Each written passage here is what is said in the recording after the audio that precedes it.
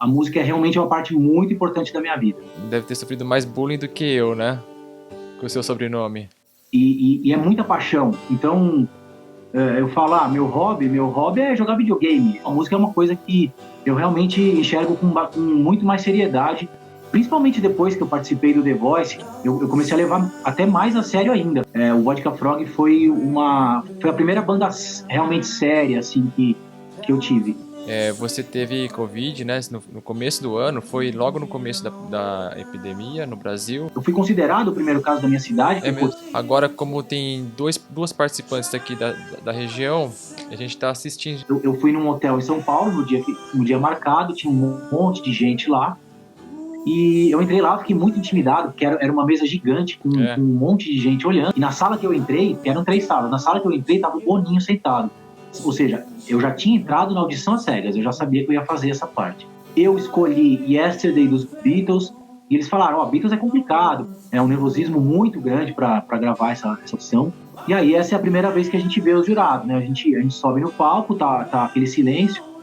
A hora que você começa a cantar, não dá um medo de enroscar a voz? Fiquei travado, meu pé travou no chão ali, cantei a música, e às vezes eu abri o olho e ninguém tinha virado, e aí que eu abro o olho e eu vi que o Carlinhos Brown tinha virado, mas foi na última nota, assim, veio ali, conversou um pouco comigo, eu não lembro de nada, eu tive que ver depois na TV, porque eu não lembro de nada que ele tinha falado. Isso, a gente fez uma gravação com o Carlinhos Brown e com a Ivete Sangalo. De dar preferência pra música brasileira ao invés da música internacional. Falei, essa menina vai ganhar, não é possível. E ela ganhou, ela tinha 18 anos. Pessoas muito legais, assim, eu era um dos mais velhos, eu era o tiozão da edição, era.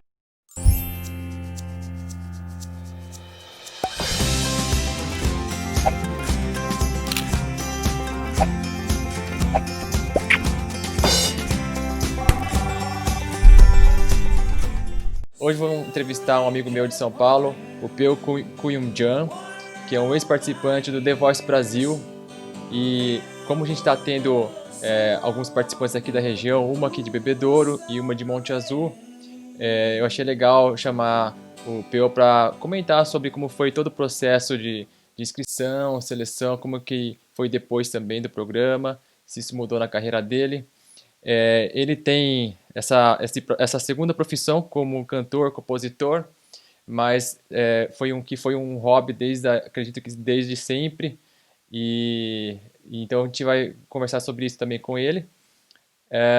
O Peu também teve Covid bem no início da epidemia aqui no Brasil, e foi bem legal porque ele criou um diário no Instagram dele, mostrando todo o dia a dia dele e da esposa, que também teve, falando sobre os sintomas, sobre o repouso, sobre a convivência com as crianças, né? Ficaram em quarentena por 15 dias. Como que foi todo esse processo? Isso ajudou bastante a gente, principalmente porque a gente não tinha muito conhecimento no início, né? E então vamos lá, Peu. O Peu eu conheço desde a época do cursinho, em 95. A gente tem um amigo em comum, que é o André Galiano, e na época eu acho que o Peu fazia cursinho junto com o André lá no Objetivo da Paulista, né, Peu? E aí até um dia eu fui assistir uma aula com eles lá, com um professor de física que dava aula no Vestibulando, na TV Cultura, eu acho que TV Cultura, se não me engano. Ele desenhava um McQueen, era um desenho, era um personagem que ele criou para esse programa de vestibular. E eu fazia até cursinho no Ângulo Tamandaré, eu estava prestando medicina. E depois vocês passaram, acho que na mesma faculdade, na época da USP, né? E aí Uhum. eu tive bastante contato assistindo shows deles. Enfim, então já conheço o Peu já de bastante tempo. Ele teve recentemente aqui em Ribeirão, onde eu filmei ele cantando com o André. Agora, depois da pandemia, a gente não se viu mais. Então vamos ver como que tá o projeto dele daqui para frente, para o ano que vem. Então, o Peu, pode se apresentar aí pro pessoal. Pô, é um prazer estar aqui conversando com você. Como você disse, eu sou o Peu Kuyumjan, um nome aí meio complicado. Eu sou formado em publicidade, eu trabalho com publicidade, eu sou gerente de marketing de uma empresa de investimentos, mas o meu hobby sempre foi e sempre vai ser a música, uma coisa que quando você começa muito cedo na música, ela nunca sai de você. Aham. Então, eu tenho banda desde criança mesmo. Eu aprendi a tocar violão, comecei com 11 anos. Não sou um grande violonista nem guitarrista, mas logo de cara eu gostei mais de cantar. Então, eu fiz 2 anos de aula de violão e aí eu já comecei a montar bandas com os meus amigos na época. Geralmente banda de rock. Eu tenho uma banda de rock clássico que eu montei naquela época e eu mantenho até hoje, que são meus grandes amigos. E tive várias outras bandas ao longo aí da vida. Tive uma banda com o André, que é esse nosso amigo em comum, Aham. e cheguei a tocar muito na noite, toquei bastante na noite nos anos 2000 aí, Aham. e hoje eu ainda tenho 3 bandas e de vez em quando ainda toco. Então, toco até em casamento hoje em dia com uma banda de folk que eu tenho, Legal. também toco sozinho, então a música é realmente uma parte muito importante da minha vida. Aham. E você considera como uma segunda profissão hoje em dia? Sem dúvida nenhuma. É difícil encarar como hobby, Aham. porque você tem que se dedicar muito, né? E é muita paixão. Então, eu falo, meu hobby é jogar videogame. É Aham. uma coisa que eu faço nas horas livres. Sim. Mas a música não. A música é uma coisa que eu realmente enxergo com muito mais seriedade. Principalmente depois que eu participei do The Voice, que o André veio falar comigo que ele queria começar a produzir minhas músicas autorais, eu comecei a levar até mais a sério ainda. Aham. Eu já tenho músicas autorais desde bem mais novo também. Eu compus muito com o André, né, porque a gente tinha banda. Mas essa parte de composição tem que ser levada muito a sério. E eu comecei a levar mais a sério agora que o André tá me produzindo. Então, Uhum. não é só um hobby, não. É a segunda profissão. Legal.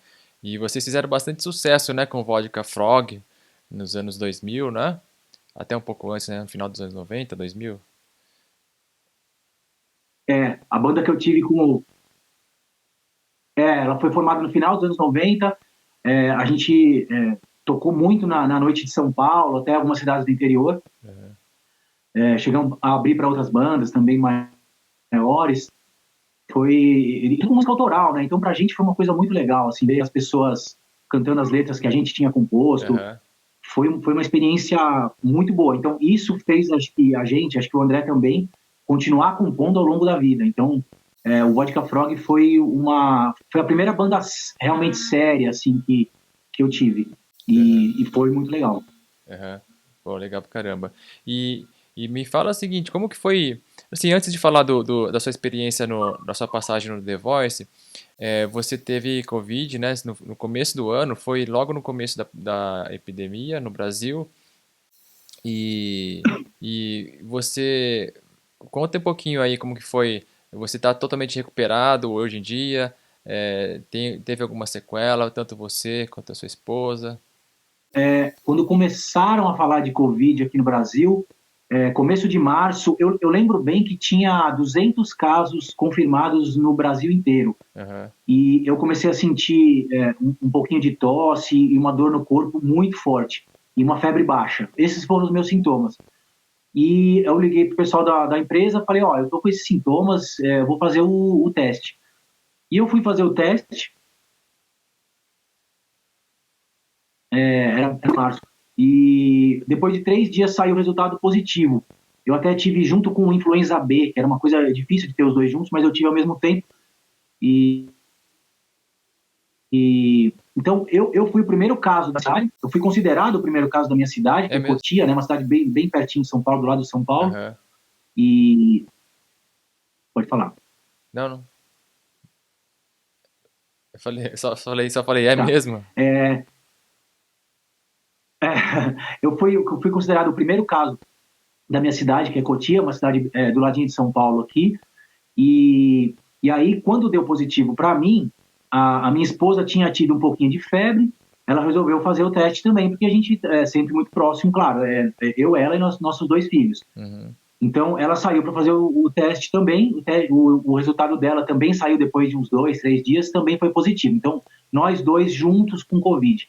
No meu condomínio aqui já tinha mais, se não me engano, 2 casais com Covid também, mas a Secretaria de Saúde aqui de Cotia veio falar com a gente primeiro, então a gente acabou sendo considerado os primeiros casos. Eu entrei em contato com a escola dos meus filhos, a escola logo fechou, e aí, muito próximo disso, todas as escolas já fecharam, né? Já veio um decreto para fechar tudo, porque começou a ficar sério nessa época. Muita gente tinha muita dúvida. Então, eu e a Ju, a minha esposa, a gente logo entrou nos 15 dias de isolamento. Então, algumas pessoas ajudavam fazendo compras para a gente, deixando aqui em casa para a gente. Esse isolamento, nós dois e nossos 2 filhos aqui. A gente não testou os nossos filhos porque as crianças são assintomáticas e, de qualquer forma, eles iam ter que ficar em isolamento. Então, nem adiantava, nem precisava fazer o teste neles. A gente ficou aqui em isolamento. Os sintomas passaram muito rapidamente para mim, eu não tive mais sintoma nenhum. E para minha esposa, ela teve os mesmos sintomas, dor no corpo, febre baixa e tosse. Só que a parte de respiração dela, ela ficou com alguma sequelinha até hoje. A parte, ela fica cansada um pouco mais fácil, ela não recuperou a função pulmonar dela ao 100%. Eu diria que deve ter chegado a uns 95% aí. Então, porque ela teve uma pneumonia nesse meio tempo, a doença é muito, muito forte na parte respiratória, como todo mundo sabe hoje, né? Na época, ainda estava meio... E a gente percebeu, a gente postou que a gente estava com Covid, para o pessoal saber, né? Para o pessoal mais próximo saber e ficar esperto. E aí começou a vir muita dúvida, né? No Instagram, no Facebook, e a gente resolveu postar stories falando sobre a doença. Porque, como era muito no começo, ninguém sabia nada. E aí eu comecei a ler muito e a gente começou a postar. E aí foi muito legal, porque pelos comentários que a gente recebia, a gente conseguiu ajudar bastante gente que estava com dúvidas sobre isso. Eu lembro bastante, mesmo para a gente que era médico, foi bastante interessante acompanhar esse diário de vocês. E você está sentindo cheiro, olfato, tá tudo normal para cantar, tudo. Então, esse foi um ponto até que falaram depois, e eu só fui ligar os pontos depois, porque ainda não tinham falado nisso como sintoma. Eu passei uns 3, 4 dias não sentindo nada de cheiro e nem de gosto. Eu comia e parecia que estava comendo isopor, e foi isso eu nunca tinha sentido. Então, depois, quando falaram que estava acontecendo com mais gente, eu falei, nossa, isso foi... a minha esposa teve um pouco disso também, e várias pessoas que tiveram Covid, que entraram em contato comigo depois, falaram. Então, acabou sendo um sintoma bastante comum. Eu retomei totalmente meu olfato e meu paladar, não tive... Isso aí não deu sequela nenhuma, para minha esposa também não. Muito bem. Eu acho que o André, até hoje, ele teve também, não está com olfato 100% ainda, né? Ele comentou comigo. E muito bem, então, bom, vamos falar então um pouco do The Voice, da sua experiência com The Voice Brasil, já que a gente está né, começou agora, faz pouco tempo o programa. Eu, na verdade, eu quase nunca assisto. Assisti o seu programa. Você foi no The Voice número 5, né? Quinta temporada, foi? Eu sei que foi 2016. 16? Então, eu nem tenho mais antena, não assisto mais televisão, mas agora, como tem duas participantes aqui da região, a gente está assistindo, a gente está acompanhando, e eu queria saber como que é todo esse processo, como que você se inscreveu lá, como que foi tudo isso aí, essa experiência com os testes, o pessoal, o técnico, né, que foi o Carlinhos Brau, foi o seu técnico, né? E falar um pouquinho como que foi tudo. Eu nunca quis participar, na verdade. Eu assistia The Voice, eu assistia outros programas de competição musical. Eu gostava muito do American Idol. E o The Voice eu não assistia muito.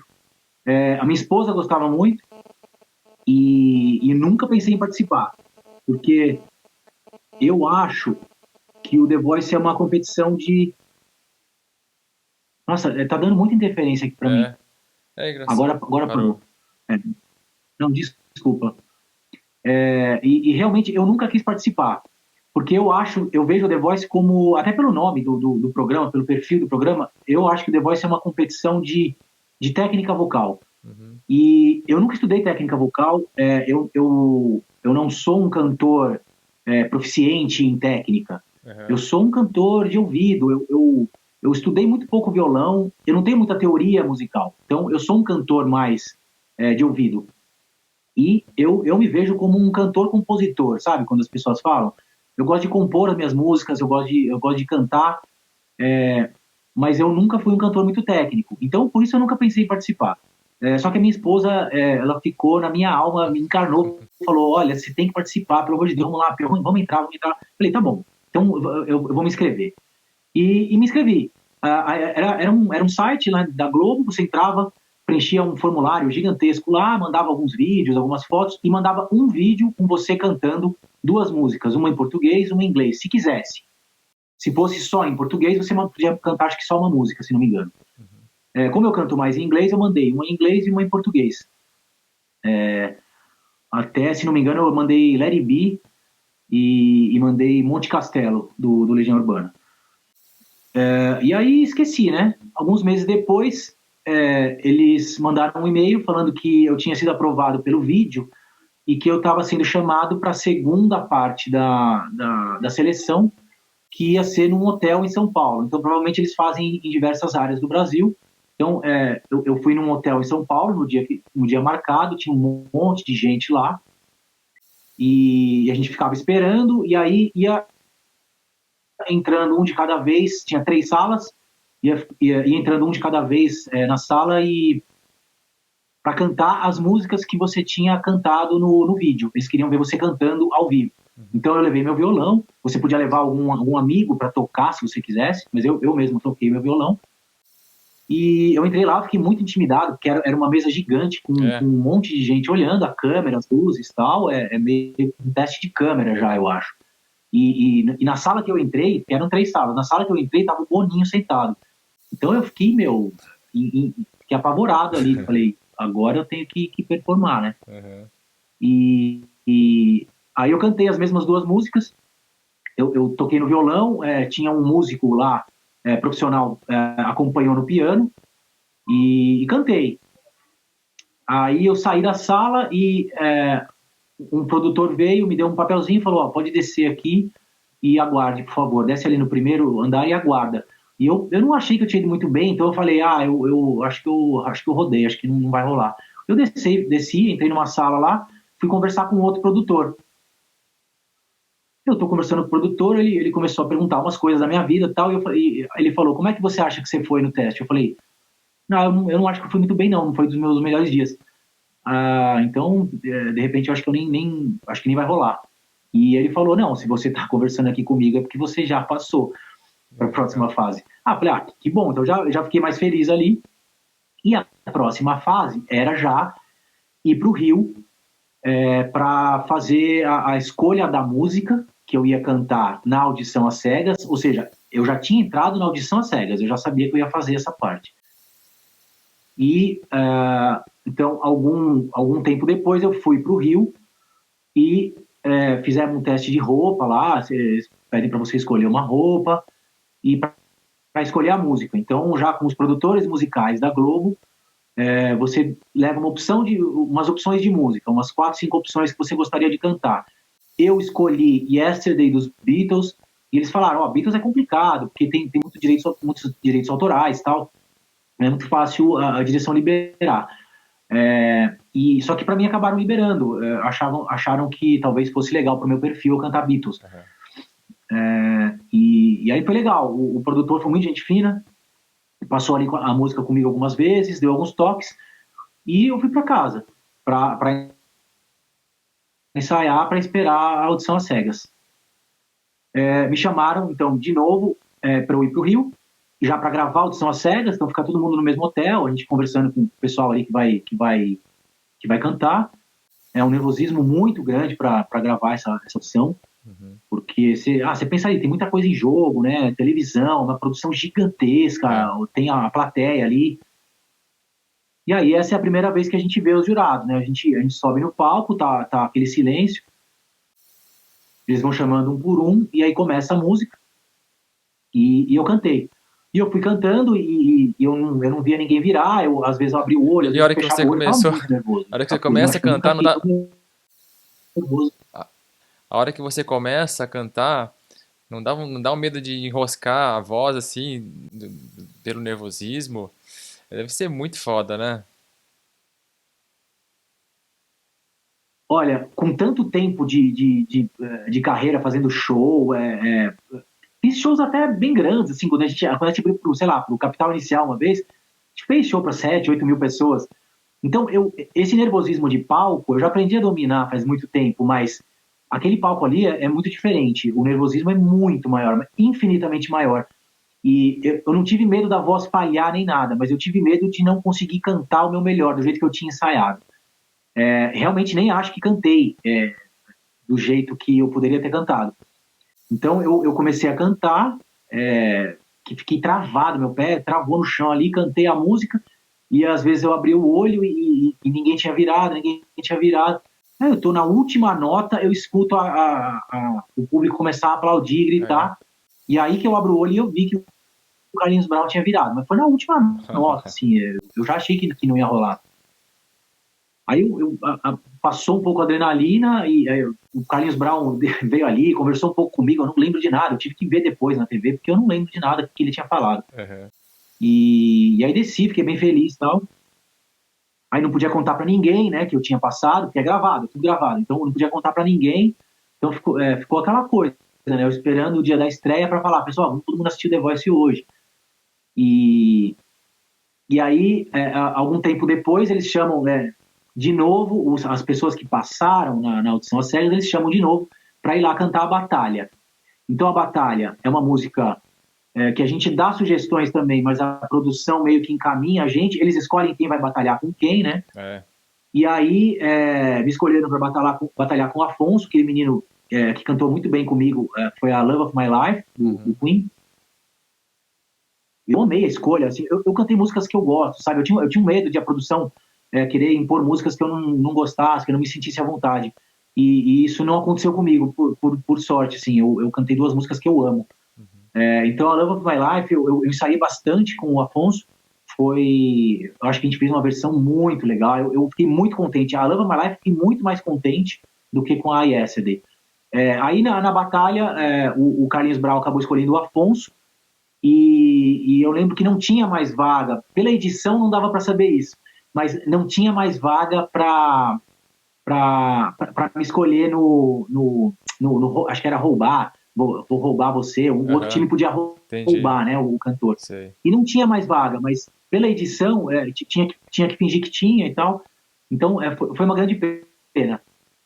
Eu parei por ali. Aham.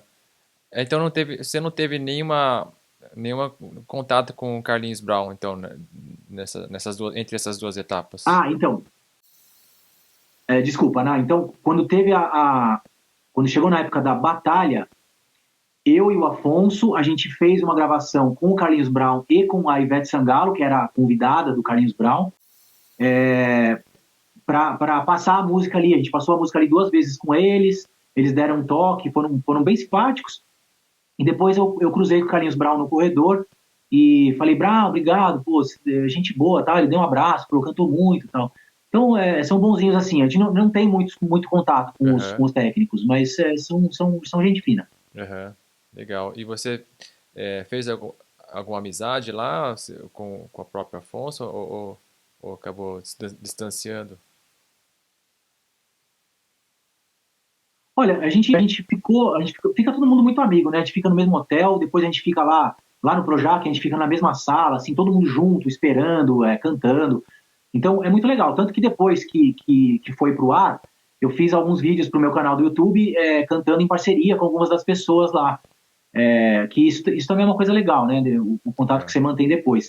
Depois acabou, eu não tendo mais contato, mas até hoje eu converso com algumas das pessoas que participaram na minha edição. É tudo pessoas muito legais, assim. Eu era um dos mais velhos, eu era o tiozão da É. edição. Era tudo gente muito jovem, tudo gente parece com aula de canto, assim, com uma técnica vocal muito apurada. Então, a hora que eu cheguei, eu vi o pessoal ensaiando, eu sabia que eu não tinha chance de ganhar aquilo ali. porque, como eu falei, eu acho que é um programa mais de técnica vocal. Eu não tenho muita técnica. Eu gosto de compor e cantar. Ponto. Uhum. Então, foi interessante. Legal. Exatamente. Eu acho que isso que eu vejo em você, no André, né, que são cantores, compositores de performance também, né, no palco, é, É. estariam na competição errada mesmo, né, de ter uma coisa mais técnica mesmo, né? É, eu acho que talvez fosse a competição errada para mim. Eu não me vejo como um grande cantor, como técnico, como tem muita gente. Na minha edição, a menina que ganhou era um absurdo. Eu olhava aquilo. No primeiro dia, eu vi ela ensaiando na sala de espera lá do Projac, eu vi ela ensaiando, fazendo alguns vocalizes, e eu falei, minha nossa, ela vai ganhar. É. E ela ganhou. Não é nem que eu falei brincando, eu falei, essa menina vai ganhar, não é possível. E ela ganhou. Ela tinha 18 anos, sabe? É um povo que estuda desde muito cedo a música e eles merecem. Tipo, eu não estudei com muito afinco. Fiz 2 anos de aula de violão e vocal eu nunca estudei. Então, eu acho que sempre quem ganha é merecido. Eu acho que o pessoal tá lá para o pessoal tá lá para aprender também, né? E para viver aquela experiência. A experiência como um todo é muito legal. Uhum. E você mesmo comentou que há uma seleção das músicas pela produção. Você não consegue, então, escolher a música que você quer exatamente. Você tem que dar uma opção de várias músicas para eles escolherem. Pode ser que eles não escolham a sua. E se também há diferença da vontade dos jurados de dar preferência para a música brasileira ao invés da música internacional. Isso é uma coisa que me preocupava se eu fosse um pouco mais adiante na competição. Com certeza ia ter música em português. Eles já falaram na primeira conversa que o produtor falou, em algum momento vai ter música em português. O programa tem essa premissa de querer valorizar mais a música brasileira, o que é incrível. Só que não é muito a minha praia. Eu canto mais os covers, claro, as minhas autorais são em português. Apesar de agora estar compondo em inglês também com o André algumas músicas num projeto novo nosso. Mas as minhas autorais são em português. As músicas que eu canto, versões e covers, os artistas que eu me identifico, que são meus ídolos e tal, são todos gringos. Aham. Muito legal. Bom, e agora você falou que estava cantando. Eu até vi uma foto no seu Instagram que você cantou no casamento agora, recentemente, né? Como é que tá sendo a sua agenda de shows? Voltou ao normal já? Pro ano que vem? Vocês estão gravando discos? Como é que tá sendo a programação? A agenda está longe de voltar ao normal, É. ainda está bem devagar por conta do Covid, mas as coisas estão começando a voltar. Então, tocar em casamento, que para mim é até uma coisa nova. Eu toquei em 2 casamentos, eu toquei em 3 casamentos só até hoje, 2 vezes tocando na entrada da noiva, do noivo, dos padrinhos, que para mim foi uma das experiências mais legais, porque é muito diferente, né? Não é um show, você está tocando para aquele momento daquele casal ser perfeito dentro de uma igreja ou num local de eventos. Foi uma experiência muito legal. Fiz 2 vezes isso, de tocar as músicas para entrarem todos os convidados, os padrinhos e entrar a noiva. É uma responsabilidade muito grande e eu achei muito legal. E agora, esse último que eu toquei com a minha banda Alabama Jubileu, que é uma banda que me convidaram a participar há um ano, que está sendo muito legal também, é uma coisa que eu nunca tinha feito. E a gente tocou no casamento, na recepção. Também foi muito legal. É um momento muito alegre, né? Então é um tipo de show diferente, que eu tô gostando muito de fazer. Foi a terceira vez que eu fiz, eu tô gostando de fazer. Já tem mais um marcado, já tem mais alguns shows marcados, mas ainda tá bem devagar, não voltou ao normal. E gravação, a gente vai gravando uma música de cada vez. Com essa banda a gente gravou 4 músicas já autorais, que são versões, mas versões em português. E Peu solo, eu tô gravando com o André, eu vou gravando uma música de cada vez e já tô com várias engatilhadas aí para gravar com ele. Beleza. Peu, eu acho que é isso aí, cara. A gente não pode estender muito aqui a conversa, porque tá tendo um delay aqui da transmissão do som, aí fica meio difícil a gente ficar trocando perguntas aí. Mas a gente deve combinar um dia para fazer ao vivo uma outra entrevista, que é bem melhor. Legal, Igual que eu fiz com o legal. André. E sucesso para você. Qual que é o seu Insta e seu canal no YouTube? Pessoal, podem me seguir aí à vontade. Eu estou voltando a publicar vídeos no YouTube. Eu logo depois do The Voice, eu publiquei bastante, depois dei uma parada, porque eu com 2 filhos pequenos ficou bem difícil, mas agora eu vou voltar a publicar bastante. É, o meu Instagram é @peu_k, mas se procurar por Peu Cuyum Jean, que Aham, está escrito aqui embaixo, já eu vou ser o único, com certeza. E no YouTube é a mesma coisa, vai ser Peu Cuyum Jean. aham. Então convido todo mundo a me seguir por lá. Tem a página do Facebook também, que também é Peu Cuyum Jean oficial, e é isso aí. Acho que você deve ter sofrido mais do que o meu sobrenome japonês, né? Deve ter sofrido mais bullying do que eu, né? Com o seu sobrenome. Sofri. Pô, e olha, e outra coisa, eu tive que aprender a soletrar. Acho que eu tinha 6 anos, já sabia soletrar meu sobrenome, porque ninguém entendia e eu tinha que falar que era assim e tal. Então o bullying faz parte. Beleza, Peu. Muito obrigado, viu, por participar aí da entrevista. E se cuide aí. Até uma próxima. Um abração. Valeu, foi um prazerzão participar, cara. Precisando é só falar. Um Muito grande obrigado. abraço. Permanece aí que eu vou. Deixa eu parar aqui.